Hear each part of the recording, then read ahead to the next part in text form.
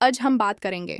Drama Raja Rani की किस्मत खुल जाती है और जुयार के वालिद फैसला करते हैं कि वो रानी को अपनी बहू बनाएंगे, क्योंकि रानी ही वो लड़की है जो मेरे मरने के बाद जाविर का ख्याल रख सकती है। उसके बाद जावियार के वालिद रानी से कहते हैं तो मकीनक का काम छोड़ दो और हर रोज मेरी बेटी के पास आ जाया करो और शाम 7 बजे वापस घर चली जाया करना। ये सुनकर रानी कहती है, अगर मैं पूरा दिन आपकी बेटी के साथ गुजार दूंगी तो मेरे घर का खर्चा कैसे चलेगा और मैं आपके पैसे कैसे वापस करूंगी। ये सुनकर जायद के वालिद कहते हैं, मैं हर माह 2 लाख रुपए दूंगा और जो रकम मैंने शराफत को दी वो भी तुम वापस न करना।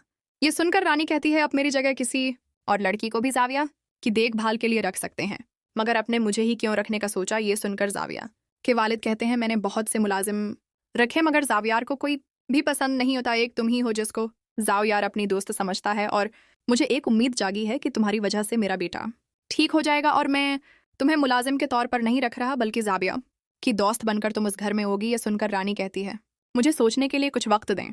दूसरी तरफ रानी की वादा अनी से कहती हैं, तुम्हारे वालिद का गिरदा भी निकल गया, अब वो काम करने के काबिल भी नहीं रहे और तुम्हारी तनख्वाह में हमारे घर का गुजारा नहीं हो सकता, इसीलिए तुम जाविया के वालिद की बात मान लो और हो सकता है कि जाविया की वालिद की वजह से तुम्हारी बहन का इलाज भी हो जाए। उसके बाद रानी जुयार की वालिद को कहती हैं, मुझे अब की बात मंजूर है। ये सुनकर जावियार की वालिद बहुत खुश होते हैं और अगले दिन जब रानी जुयार के घर जाती है तो जाविरा के वालिद साहब फैमिली को बताते हैं कि रानी का ख्याल रखेगी और कोई भी रानी से बदतमीजी न करे और रानी का जो दिल चाहे वो कर सकती है और जाविर को जहां भी लेकर जाएं अब में से कोई नहीं रोके गा। ये सुनकर जाविया की कजन बहुत हैरान होता है और सोचता है, इतनी प्यारी लड़की इस पागल को मिल गई और अब मुझे उस लड़की को अपनी झूठी मोहब्बत में फंसाना होगा।